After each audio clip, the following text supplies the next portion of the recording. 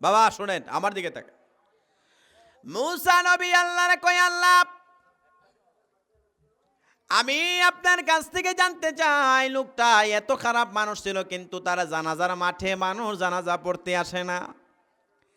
আল্লাহ কয়, মূসা রে তুমি আগে জানাজার নামাজ কমপ্লিট করো, তারে মাটি দাও, তারপরে তার কারণটা বলবো। মানুষ কই সে গুনাহগার, আমি আল্লাহ কই আমি আল্লাহর বন্ধু। এ মূসা, প্রথমে জানাজার মাঠে কেউ নাই, কেউ নাই। তাকায়া দেখে মূসা নবী নামাজ পড়তে দেরি হয়, হাজার হাজার মানুষ যাইয়া কয়, মূসা নবী যেহেতু এত খারাপ মানুষ লইয়া জানাজার নামাজ পড়ে, আমরা কেন বাড়িতে থাকবো? সকলে দৌড়াইয়া যাইতে যাইতে সেই জানাজার মাঠে হাজারে হাজার মানুষ হইয়া গেছে। কাফন আমার আপন, কবর আমার ঘাটি, ওই কবরে যেতে হবে, থাকবে না কেউ সাথী। ওই কবরে যেতে হবে, থাকবে না কেউ সাথী।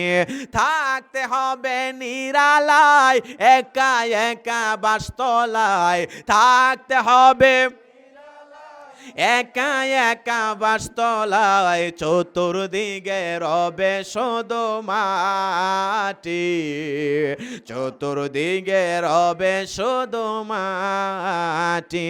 জোরে কাফন আমার আপন, কবর আমার ঘাটি, ওই কবরে যেতে হবে। এ বন্ধুরি আমার, মূসা নবী তিনি আশ্চর্য হয়ে গেলেন। মানুষ জানাজার মাঠে হাজার হাজার মানুষ, কিন্তু হইতে দেরি হয় নাই। তাড়াতাড়ি কইরা নামাজ আদায় করলেন, কবরের মধ্যে নিয়ে যাইতেছে। আপনি আমি রহমাতুল লিল আলামিন নবীর উম্মত, আমরা যখন কবরের মধ্যে মুর্দাকে নিয়ে যাই, আমরা একটা দোয়া পড়ি। ওই দোয়াটা হইল বিসমিল্লাহি ওয়া আলা মিল্লাতে রাসূলিল্লাহ। পরে কি পড়া হয় না?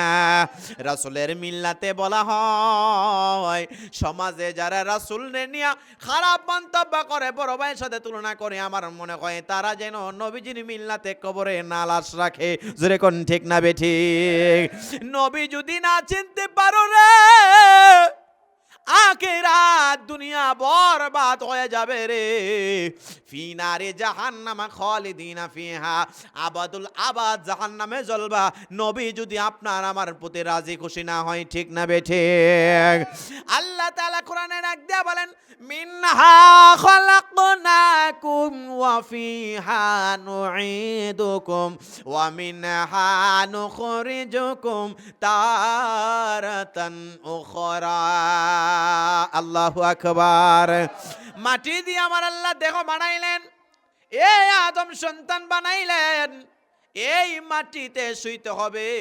তারাতান উখরা, মাটি দিয়ে আমার আল্লাহ হাসরের ময়দানে মাটি থেকে আপনাকে আমাকে উঠাবেন।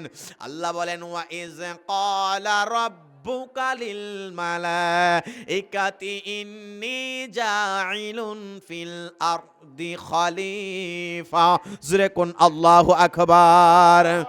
আমার আল্লাহ এই আদম বানিয়েছেন, খলিফা বানাইছেন। হযরতে মূসা নবী যখন কবরের মধ্যে শুয়াইলেন, মূসা নবী কবরের মধ্যে শুয়াইয়া আল্লাহর দরবারে কয়, আল্লাহ আমি তো তারে মাটি পর্যন্ত দিয়া দিলাম, আমি কবর শেষ করলাম, ডাস্টবিন থেকে তারে জায়নামাজে নিয়ে গেলাম, গোসল দেওয়াইলাম, তারে কাফন দাফন করলাম। এবার বলেন কোন আমলে 200 বছরের গুনাহ মাফ হয়ে গেছে? আমার আল্লাহ জানাইলেন, মূসা রে, এ মূসা তুমি জানো না রে, আমি আল্লাহ তোমারও বানাইছি ওই নবীজির খাতিরে। আমি আল্লাহ তোমারও বানাইছি ওই নবীর খাতিরে। আমার বন্ধুর শানে সে বড় একটা সম্মান করছে। যদিও এই বনি ইসরাইলের জামানায় মানুষ তারে জানে গুনাহগার, 200 বছরের জিন্দেগিতে কোনো ভালো আমল করে নাই রে মূসা। কিন্তু সে যেদিন মারা যাবে রে, সমাজের মধ্যে সকল মানুষ তারে জানে সে হইল গুনাহগার, কিন্তু আমি আল্লাহ কেন তারে নেককার বইলা স্বীকৃতি দিছি। এ মূসা তুমি জানো না রে, জানো না, সে যেদিন মারা যাবে রে, সেদিন রাতের বেলা তাওরাত কিতাবটা খুলছে, খুইলা যেই মাত্র সে পড়তে পারে না, চোখের পানি ফালায় ফালায় কয় হায় হায় হায়, আমি মূর্খ মানুষ, তাওরাত কিতাব পড়তে পারি না। হঠাৎ করিয়া সে যখন দেখলেন কিছুক্ষণ, যদিও যতটুকুন পড়তে পারে তাকায় দেখতে পাইলেন, হায় হায় হায়